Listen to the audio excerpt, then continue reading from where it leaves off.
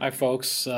Just wanted to take a minute to talk about the local budgeting process that each of you described.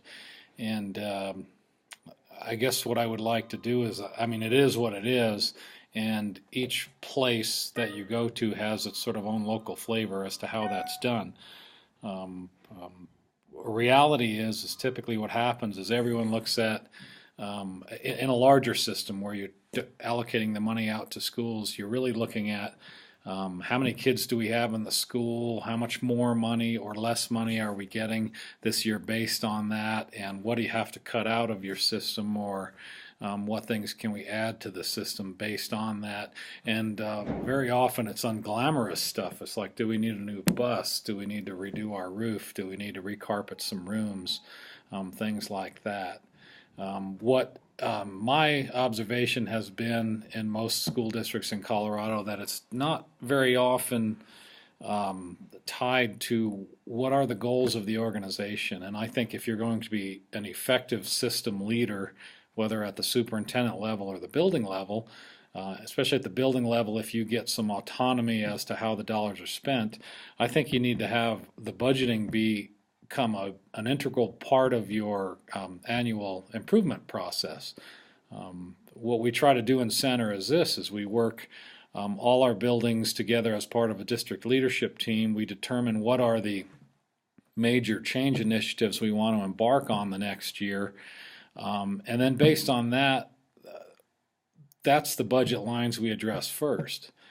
Before buying the new bus, which you got to get the new bus now and then, don't get me wrong, but before buying the new bus, you might want to decide, well, what are we doing for instructional improvement this year?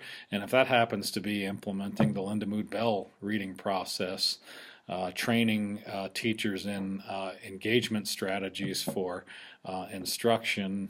A big initiative for us right now in Center is a better immersive classroom instruction for English language learners. If that's at the top of your list for improvement, then when you go to allocating the dollars that next year, you better be sure you allocate the dollars you need to do that successfully.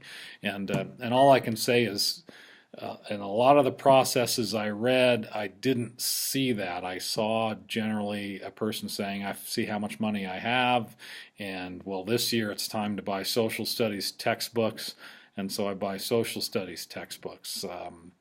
And why are you doing that? Because we've done it that way.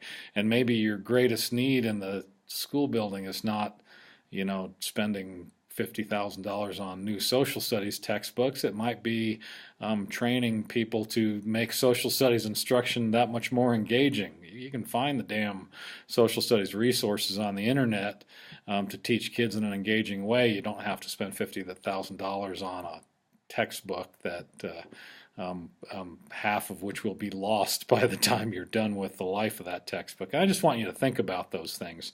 So my opinion, and it's just my opinion, is budgeting should be tied directly to what the goals of the organization are. And if you're in an improving organization, you should align those major budget priorities each year up to the things that you plan to do to get better. That's how you get better. You can't get better by making a plan and then not funding it. And then when you do that, by the way, and you've got a limited amount of extra dollars to invest, or as we have had in the past 5 or 6 years, as you have fewer dollars to invest, well, then you start making choices, and you can actually cut out some things that you just realize you don't need to do anymore. And so ask me if we've bought social studies textbooks in the last 5 years, and the answer is no. um, uh, there are so many resources available to our teachers because they have a laptop and an iPad that they don't need a buttload of social studies textbooks that kids are going to lose. On and on like that. So thanks for sharing with me what's happening locally. I appreciate you reading those and commenting for each other. And I just hope that when you guys get into administrative positions, whether it's at the building level or at the district level, that you view budgeting each year as a systems process, and that you always put the dollars first, where you'll get the biggest bang for improvement, where you've determined you need to improve. So good luck with that.